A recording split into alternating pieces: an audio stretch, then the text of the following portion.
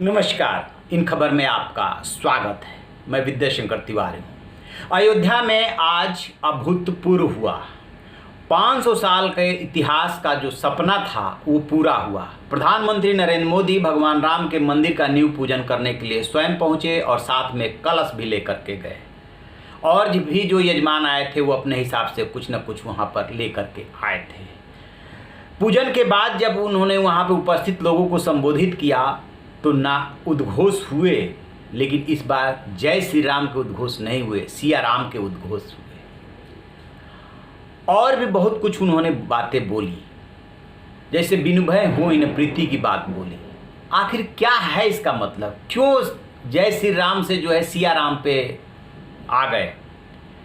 इसको मतलब समझने की कोशिश करते हैं। देखिए, अभी तक जो आंदोलन चला राम जन्मभूमि को लेकर के, उसमें आपने देखा होगा कि विश्व हिंदू परिषद से लेकर के जो भी फ्रंटल ऑर्गेनाइजेशन आरएसएस के शामिल रहे, उन्होंने जय श्री राम का ही उद्घोष किया, उससे एनर्जी भी लिया और कहीं ना कहीं उस उद्घोष की बदनामी भी हुई।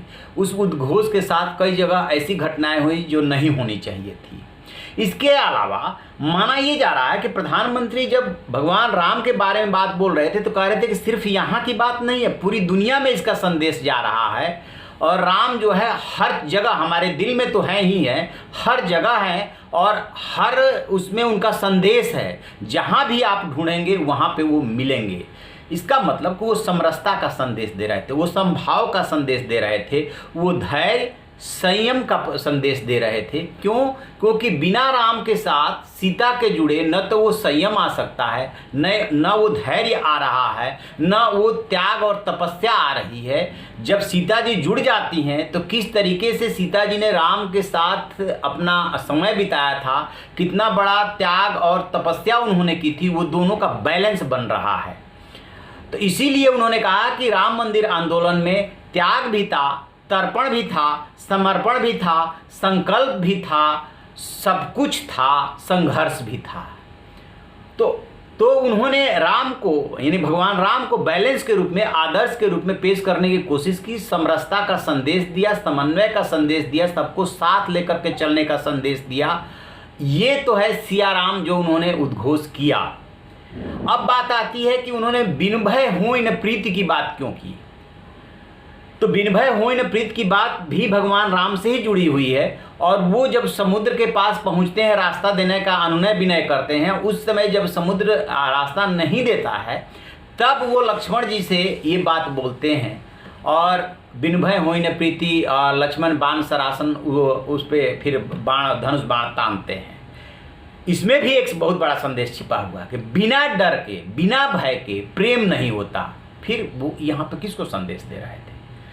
अभी आप पड़ोस में देखेंगे तो जिस तरीके से भारत और चीन के बीच में तनाव चल रहा है, पाकिस्तान बीच में कूद रहा है, कहीं ना कहीं उनका इशारा इसी तरफ था। ये एक बार नहीं, कई बार प्रधानमंत्री नरेंद्र मोदी बोल चुके हैं कि जब तक आप, यानी देश आत्मनिर्भर नहीं बनेगा, सबल नहीं बनेगा, मजबूत नहीं बनेगा, तब तक शांति नहीं हो सकती।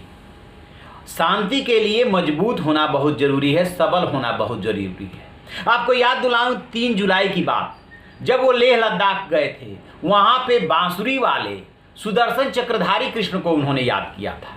बांसुरी में प्रेम है, आकर्षण है, अध्यात्म है, और सुदर्शन चक्र में जो है दुष्टों का नाश करने की क्षमता है। इसलिए उन्होंने बांसुरीधारी सुदर्शन चक्रधारी श्री कृष्ण को याद किया। और आज उन्होंने सिया राम, सीताराम, यानी कि सीता को और राम को साथ में याद किया।